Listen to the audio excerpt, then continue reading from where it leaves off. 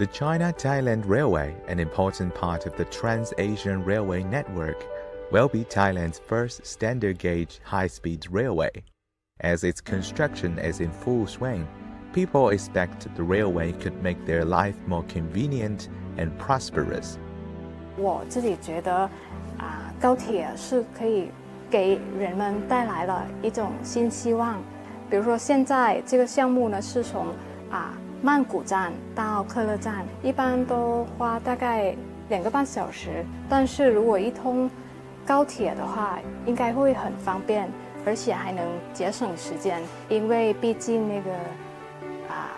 旅游业的那个主要因素是交通方面。如果这方面做得好了的话，那肯定是带来给那个怎么说，居民带来了很多的那个收入。所以我希望就是中泰高铁呢能够很快就能通。如果以后这个项目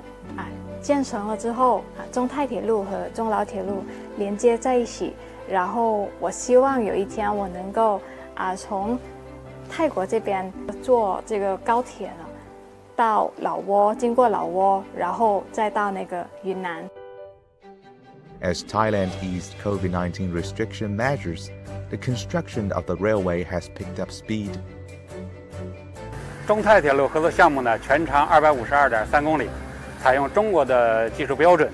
全线土建工程分了14个标段，目前有1个标段已经完工，3个标段正在进行招标工作，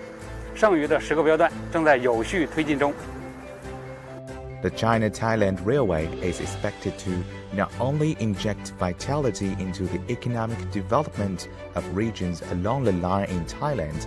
but also strengthen the Trans-Asian Railway network and promote regional connectivity.